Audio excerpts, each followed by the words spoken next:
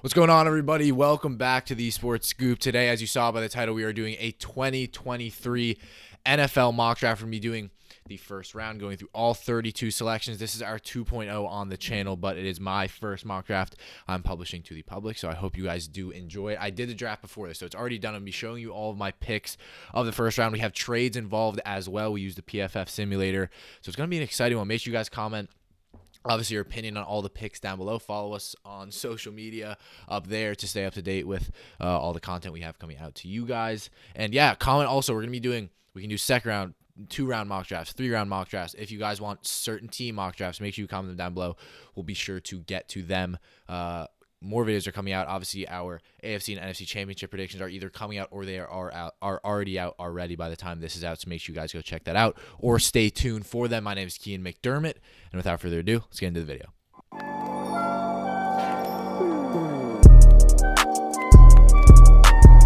All right, so here we have it, the first round. So we have the first 8 picks. You can kind of see the 9th pick there, going through all of them. But first, overall, we have the Chicago Bears. Obviously, an interesting one. We're very used to, and I guess besides last, we're very used to it being quarterback dominant at the top of the NFL draft. But the first overall pick, once again, is an edge rusher, as it was last year, as Trayvon Walker went to the Jacksonville Jaguars. And we have the Chicago Bears selecting Will Anderson, who is arguably the best defensive player in college football last year. Had a bit of a, not as much a down year, but obviously not as much production as we saw last year. Still fantastic. And this guy is just a dominant edge rusher. When you talk about a pass rusher, someone who gets to the quarterback and gets sacks, this is exactly what that guy is. He's able to fill gaps. Definitely more of a 4-3 edge rusher, but again, in a system that they play 3-4, this guy can come off as more of an outside linebacker. I would say his build isn't as robust as a complete edge, size-wise, a little bit more slim, but still can play as a out-and-out edge. This guy is fantastic at what he does. Obviously, Nick Saban and this Alabama team have had this guy, and he's just been fantastic. I think this will be a 5-star pick for Chicago. Obviously, I don't know who would think they should move on from Justin Fields, where that would, makes no sense. So I don't think it'll be quarterback here. And again, maybe you see a trade go on here, but I think that they just take the best player, arguably in this class, in Will Anderson at number 1 overall.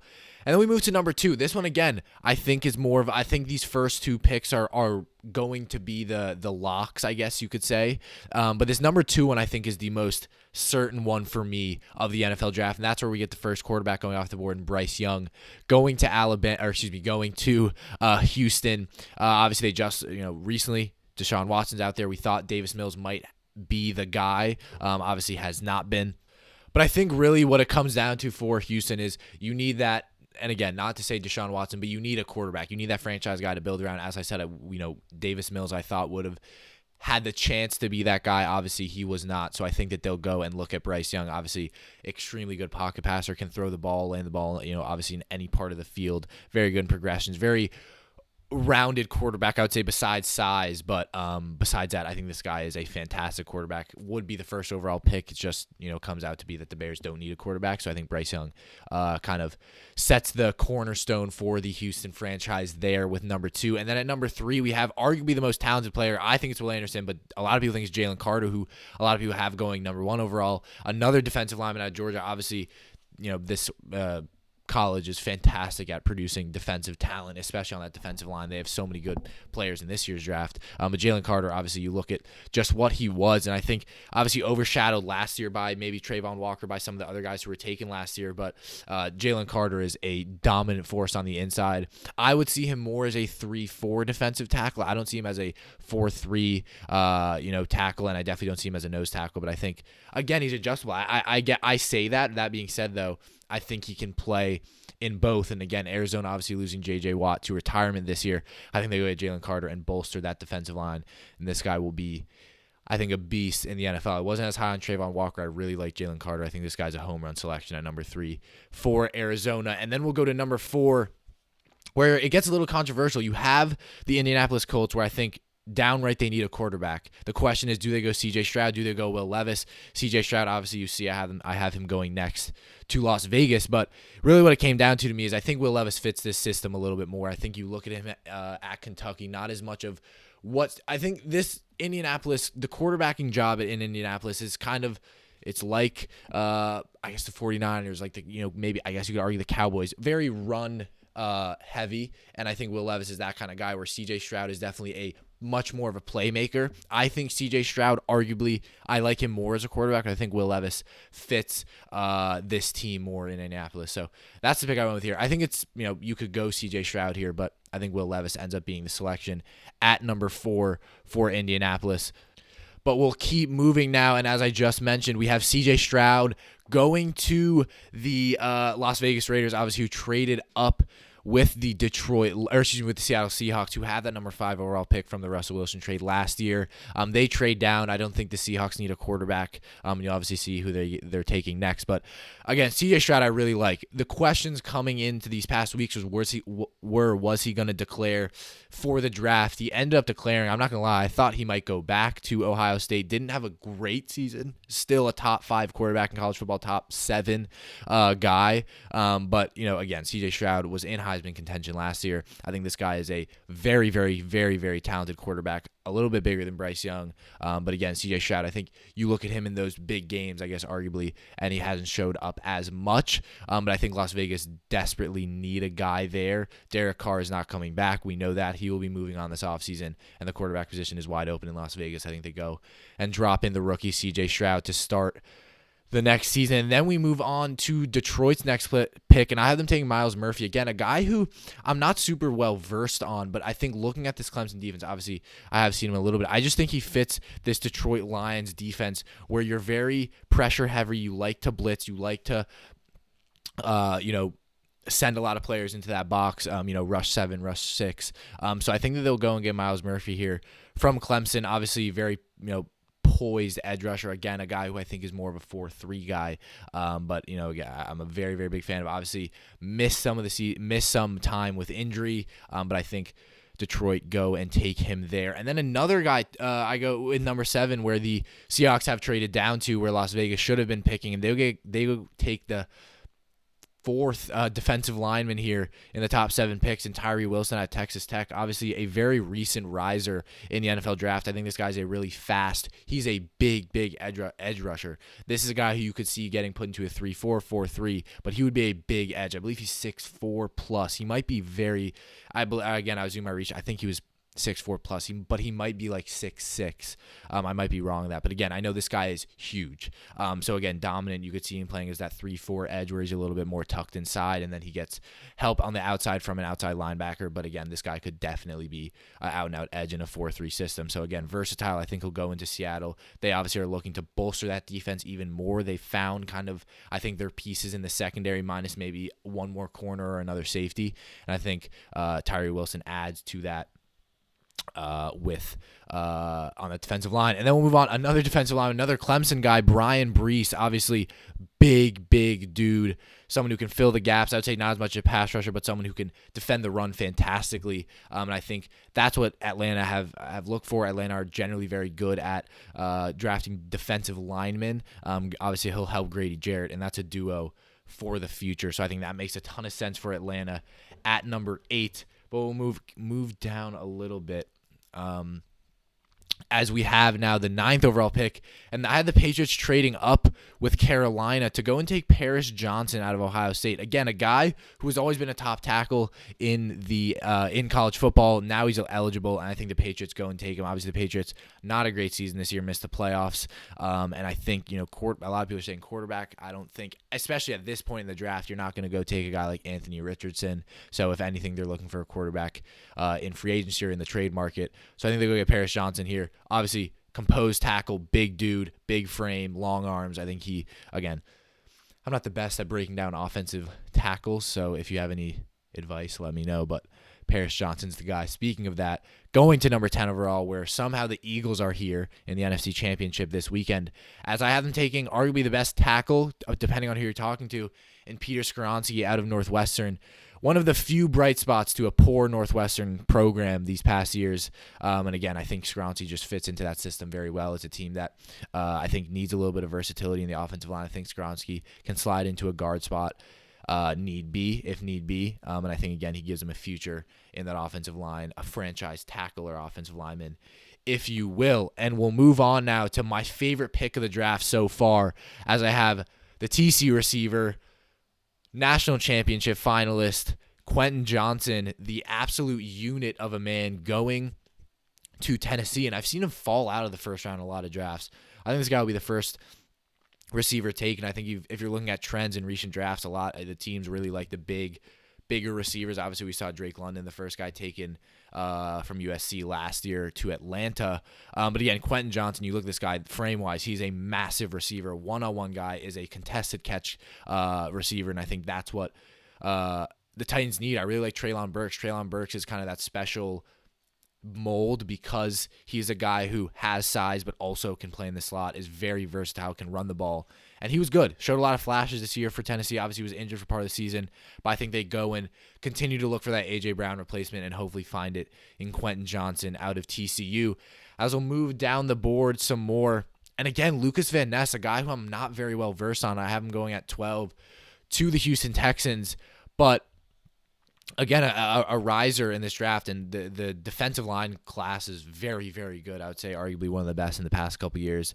Texans need defensive line. I think Luke Van Ness offers that. Again, more of a 4-3 guy. So I think that's where he'll slide into. A lot of production at Iowa. Again, a late riser.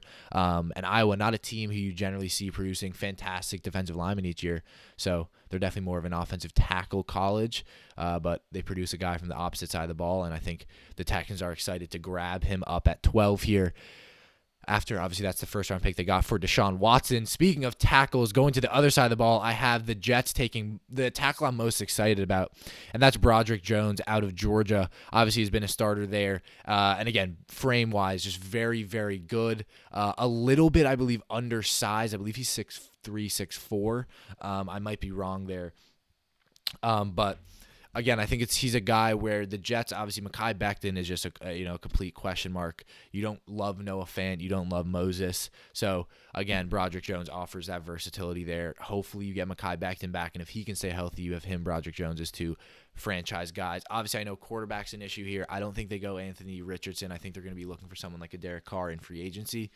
So I think that they'll go and snatch up the tackle from Georgia here. As we move on to the 14th pick, so I had the Carolina Panthers trading down. They originally had number 9. This is the Patriots pick, but they trade down to number 14 to go and snatch up the best tight end, or arguably one of the best tight ends in this class. Very good tight end class as well, speaking of that, in Michael Mayer out of Notre Dame. Again, I'm not a massive fan of this. I've never been a huge tight end fan, no matter how good you are. I've just never been a fan of taking tight ends. They're just not a very exciting pick for me. Obviously, I know that makes no sense, and that NFL teams do not care about that, because if you're good, you're good.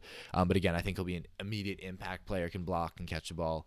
And I think that's going to be the pick there for the Carolina Panthers. But we'll move down the board to 15 as we're getting to halfway mark of the draft, as we have a guy, again, who a lot of people think might slip out of that first round in Jackson Smith-Njigba, going to the Green Bay Packers. Obviously, receiver wasn't as much of a problem as I thought it would be this year. You had guys like Romeo Dubes and obviously Christian Watson stepping up. But I still think they're missing one more guy, and I think they go and get Jackson Smith-Njigba, who was absolutely electrifying last year. I think a guy who you would think would be a top 5 pick, first receiver off the board last year. Didn't have a fantastic year this year, was outshined by Marvin Harrison, who will be eligible next year and should be an absolute steal of a pick.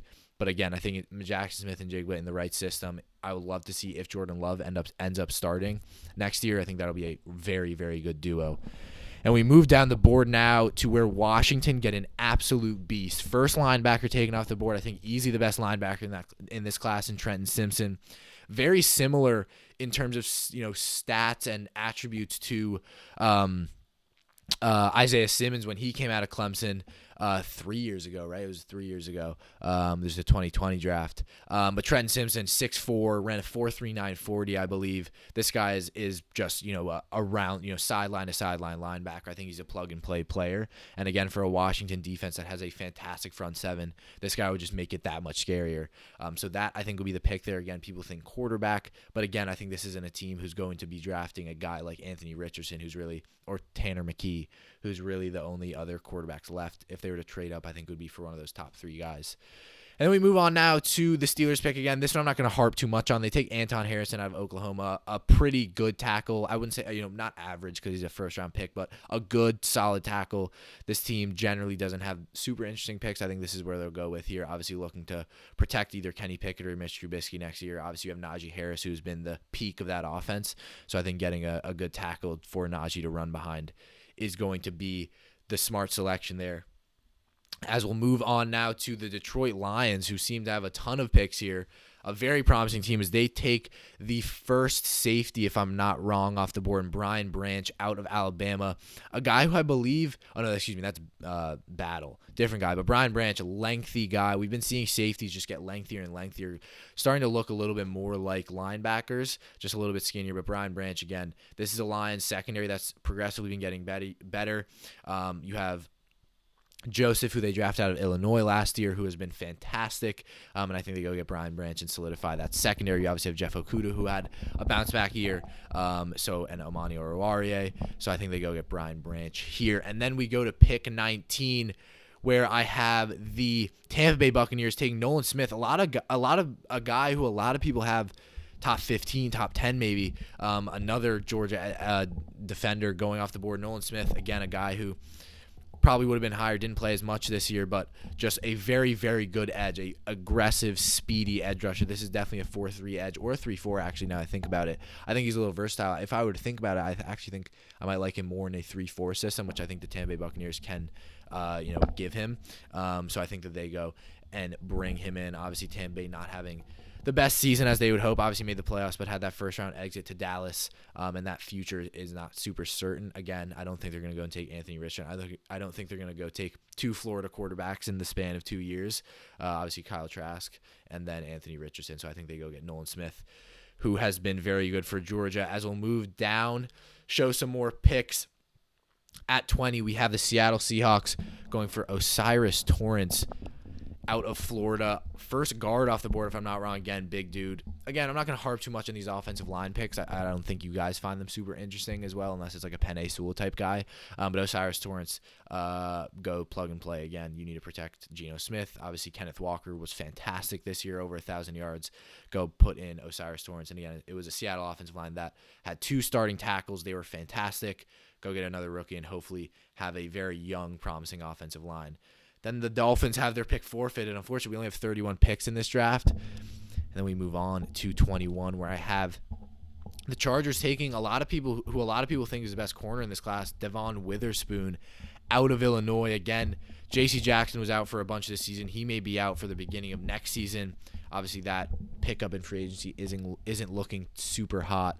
And then you can plug in Devon Witherspoon to kind of sit in front of Derwin James. You obviously as well have Samuel, I'm forgetting his first name. I know his name, who they drafted out of Florida State last year or 2 years ago. So I think that will be the pick here for Los Angeles, as we'll move down the board now to arguably the most interesting pick. And obviously this is assuming Lamar Jackson leaves the Baltimore Ravens. I have them take a guy who's very similar to Lamar Jackson and Anthony Richardson out of Florida. Very, very impressive quarterback. I think this guy could end up being the best quarterback in this class. 6'4", 6'5", can run, arm. I think this guy is arguably the best replacement for Lamar Jackson, assuming he goes. He just rejected a contract offer. I believe it was $113 million over, I'm not sure how many years. He wants more money. He may be on the way out. So I think that they'll go and get Anthony Richardson, who I'm a huge fan of. I think this guy would be a very good replacement for Lamar Jackson. Obviously, you can't replace him, but that will be the pick. Then we have the Minnesota Vikings taking Laiatu Latu out of UCLA, another edge defender. Again, I think the problem for the Vikings, I'm a Giants fan, so I was very happy they lost in the playoffs. I think the problem was they weren't able to get to Daniel Jones in time. You saw the Eagles were able to. And we saw the difference that made. You let Daniel Jones have time. He got the ball out, and they were able to slice through that Vikings defense pretty easily. I think they're missing one more edge rusher. Obviously, Daniil Hunter is in and out of injuries. You signed Zadarius Smith last year. He's not the youngest player alive. So I think Latu provides a future in that position. As we move on now to the Jaguars at 24, obviously very surprising as they win, move on to the division round. They obviously lost to the Kansas City Chiefs, but beating expectations this year as they take Christian Gonzalez, cornerback out of Oregon. Again, another guy who people might think is the best cornerback in this class. Obviously, the Jaguars have not had the best luck at corner since Jalen Ramsey. I think they still haven't found that franchise cornerback, and I think hopefully they find that in Christian Gonzalez to pair up with the other guys that they have there. And again, it's a defense that obviously was not great throughout the year, was not great against the Chargers, and that was not great the most recent we've seen them, but stepped up, and I think they're missing pieces in that secondary. Christian Gonzalez offers that out of Oregon. Then we move on to my New York Giants, who have them taking Jordan Addison out of USC. I absolutely love this pick. I think this is one of the most mocked picks I've seen. Again, Jordan Addison, a guy who I think should go a lot higher. Biletnikoff winner the year prior at Pitt, transfers to USC to play with Lincoln Riley and Caleb Williams. Had a great season this year. And I think that obviously not as good as that Biletnikoff year, but again, I think this is a home run pick if you're New York. The receiver room, I think, was the reason we lost that. One of the reasons we lost that Eagles game. When you have Isaiah Hodgins, a practice squad player, as your number one receiver, there is a problem. I think we're desperately needing a wide receiver one. Jordan Addison, again, smaller guy, more of a home run guy, but definitely can play some of those intermediate routes, short routes.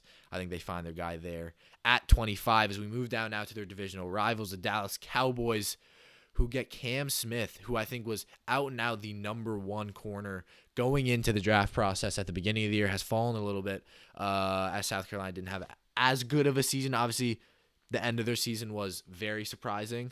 But I'm going to go and take him here again. He's a physical, big dude. This guy's 6'1", 6'2", offers physicality for a Dallas defense that definitely preaches physicality. And again, they still, besides Trayvon Diggs, I think they're looking for another guy opposite him. And I think Cam Smith will offer that, and that'll be a very good duo for the future. And then we move on to the 27th overall pick, the Buffalo Bills, obviously losing to the Cincinnati Bengals this past weekend as they take B.J. Ojulari out of LSU, another edge rusher. Obviously, the program hasn't been as good as it was when we had that Joe Burrow year and we had so many LSU guys going off the board. But B.J. Ojulari, brother of why am I forgetting?